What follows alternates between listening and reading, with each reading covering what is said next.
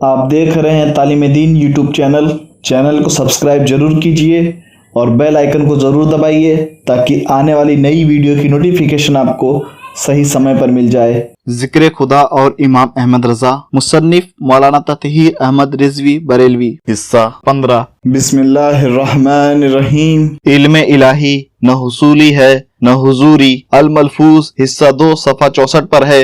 امام احمد رضا خان فاضل بریلوی رحمۃ اللہ علیہ سے پوچھا گیا، اللہ تعالیٰ کا علم قبل مخلوقات یعنی مخلوقات کے پیدا کرنے سے پہلے فعلی تھا، وہ کس صورت سے تھا؟ جواب میں فرمایا، یہ لفظ آپ نے فلاسفہ کا کہا ہے، وہ علم الہی کو فعل و انفعال کی طرف منقسم کرتے ہیں یعنی بانٹتے ہیں، اور مسلمانوں کے نزدیک اللہ تعالیٰ انفعال سے پاک ہے اور علم الہی صورت سے منجہ، جیسے اس کی ذات کی کوئی حد نہیں جان سکتا، ایسے ہی اس کی صفات کی۔ اس کے بعد تھوڑا آگے فرماتے ہیں، حق سبحانہ تعالیٰ ذہن و صورت و ارتسام و نور غرض سب سے منزہ ہے، اس کا علم حضور معلوم کا محتاج نہیں، اس کا علم حضوری و حصولی دونوں سے منزہ یعنی پاک ہے، اس کا علم اس کی صفات قدیمہ قائمہ بالذات لازم نفس ذات ہے اور کیف سے منزہ، وہاں چون و چگوں چرا و چنا ایسا ویسا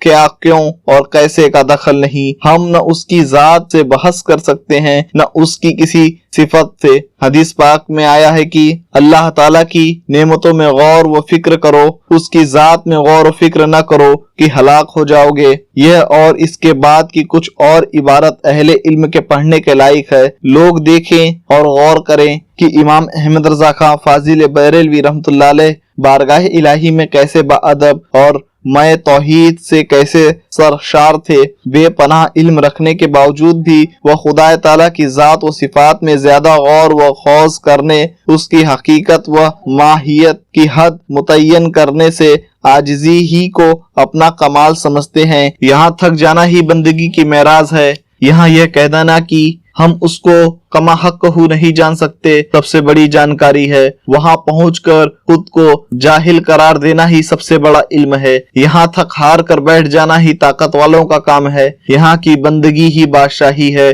یہاں عزت و انکساری ہی بڑا مرتبہ ہے۔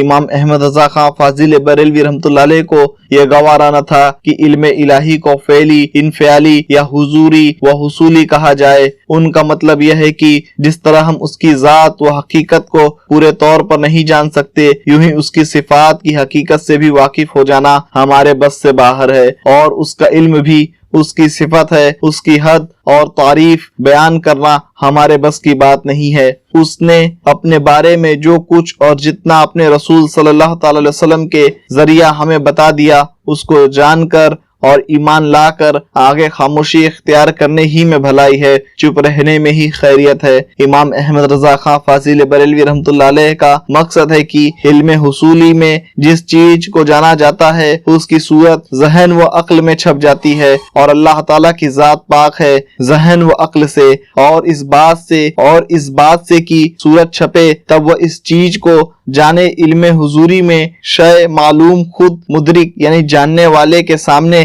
حاضر و موجود ہوتی ہے، لیکن اللہ تعالیٰ کی شان یہ ہے کہ اشیاء کو ان کے وجود حضور سے پہلے سے جانتا ہے، اسے اس کی ضرورت نہیں کہ چیز اس کے سامنے حاضر و موجود ہو تب وہ اس کو جانے۔ جب کچھ نہ تھا تب بھی وہ تھا، اور جو کچھ ہونا تھا اس سب کو وہ جانتا تھا۔